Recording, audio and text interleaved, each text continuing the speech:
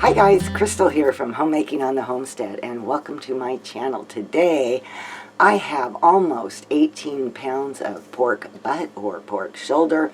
It is from the shoulder. They call it pork butt because I guess it butts right up against the shoulder, and that's where it gets its name. The actual pork butt is what is turned into hams. Just a little bit of FYI there for you. Okay, and I am going to can this up. I've already got my jars washed. I got my rings, my lids ready to go back over there. I'm even charging my Fitbit right now, so hey, I am multitasking. Anyway, I'm going to cut this meat up, and we are going to raw pack this, and I'm going to show you how I do this. This cut of pork comes with a lot of fat. It usually has a pretty nice layer. It can also come boneless or bone-in. I bought this at Costco and it is boneless. So the first thing I'm going to do is remove all this fat and just set that aside. And then I'm going to cut it up into small pieces for canning.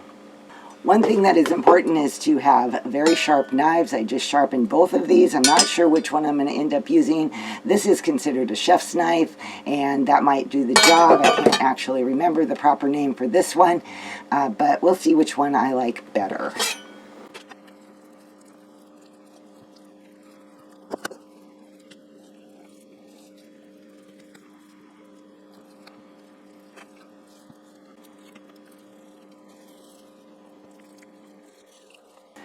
There's more fat for me to cut out, but I'm going to have to cut into it to get it out. It's not necessary to get all of it out because that's what makes this cut of meat so tender. But as I cut through and make smaller pieces, I will keep adding to my bowl over here of fat.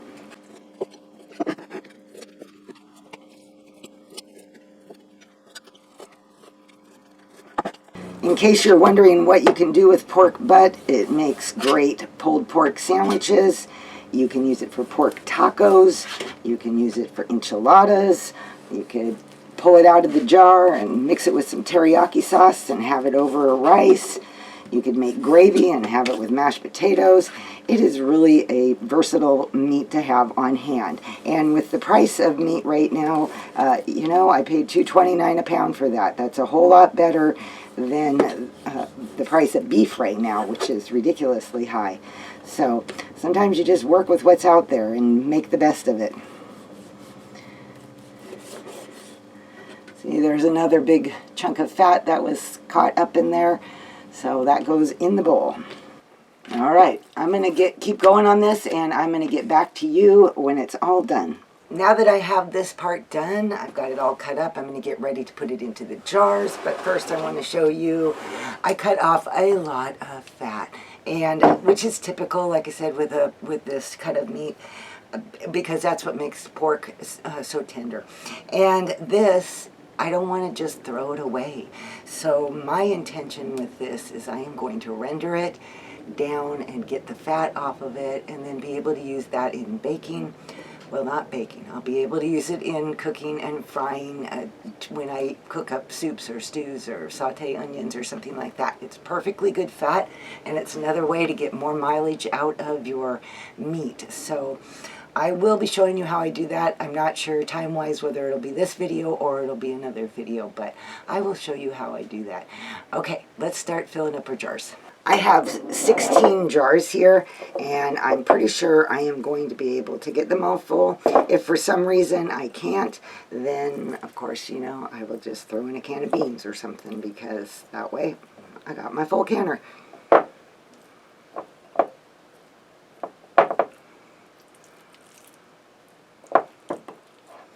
So I'm just kind of stuffing the meat in there. I'm going to leave a 1-inch headspace at the top. I don't add any liquid to it. The meat creates its own juices as it cooks, and so no liquid is necessary.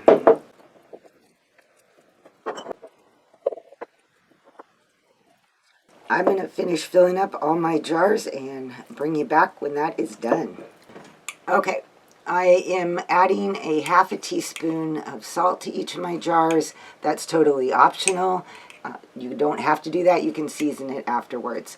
Also, you may be wondering if I'm going to use it for like pulled pork or something. Why don't I add the barbecue sauce to it now? And the reason I don't do that is because of the sugar content in barbecue sauce. I have had that scorch, which just burns and gives your meat a burnt-like taste. So I find this to be more versatile and allows you to do whatever you want to it when you're done. I was able to fill 13 jars. It doesn't really surprise me. A pint jar usually holds 1 pound of meat, sometimes a little bit less, but that's the general rule of thumb. Plus, I removed a lot of fat, and my meat was just not quite 16 pounds. So my other 3 jars, so that I can have a full canner, I'm going to put black beans in them. I have a whole video where I show you how to can beans, so I will link that either here or below in the description box, or in both places. So because these are kind of fatty, I do have a napkin with some water and vinegar just to wipe off, make sure that there's no residue that might prevent the jars from sealing.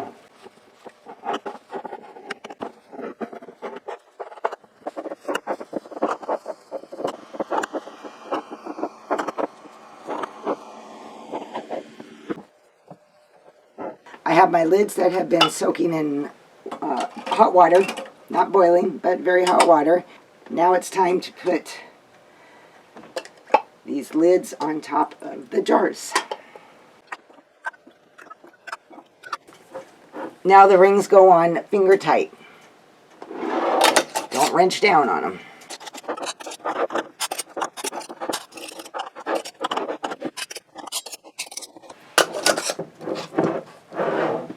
Okay, now the jars go in the canner. These are cold jars going into a cold canner. That is raw packing. Other than my 3 jars of beans, which obviously are warm because I put hot water in, I'm not really worried about those. But basically for this pork, cold jars into a cold canner for raw packing. Okay, let's fill up that canner.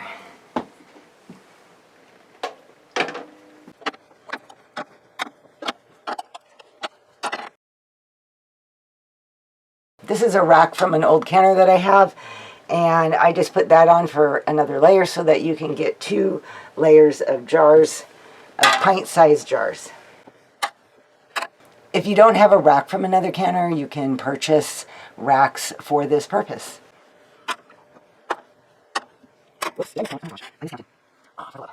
I miscounted. Now my canner's full.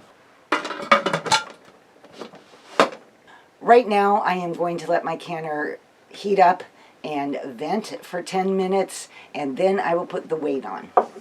I have a whole playlist with several different canning videos, and all of those I go through the whole canning process step by step. So if you're new to canning, you might want to check out my playlist and see some of my other canning videos to get some more step by step. In the meantime, I'm going to be canning this pork for 75 minutes in pint jars. If you were doing quart jars, you would need to do it for 90 minutes.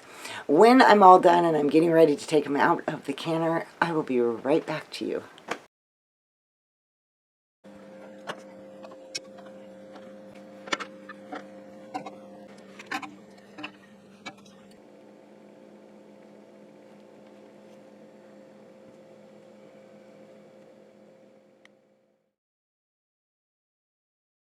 Alright, you guys, there it is. All my beautiful jars of home canned pork. And let me show you here. Look at all that juices in there. Those are going to be that's going to give it so much flavor. And the fat that rises to the top, that is normal. So, you know, that's what happens when the meat cools off and the fat begins to solidify. But all my jars sealed, so that is perfect. And I've got even an extra few jars of beans. I'm now finding, because I keep filling my canner with beans when my canner isn't full of whatever else I'm doing, that I'm slowly getting a nice stockpile of home canned beans as well. So I don't really feel like I need to do a special batch of beans because of that. So that's kind of a nice bonus as well. So now I'm going to date all these and put them on my pantry shelf. I hope you found this video helpful and maybe encourage you to give canning meat a try. It is super easy to do as long as you have a pressure canner. Don't try to do it in any other way. You need to make sure that you can safely. It's just not worth the risk, you know, to do it according to how it needs to be done. In any case, I am going to put the date on these guys and get them on the shelf now. And please give me a thumbs up if you found this to be helpful. And if you try canning your own meat, by all means, come back and let me know. I would appreciate that. And if you do regularly can meat, you know, let me know that in the comments too, and what kind of meat you can, and what, you know, what do you do with it as well. Okay, I will see you all in my next video. Bye-bye.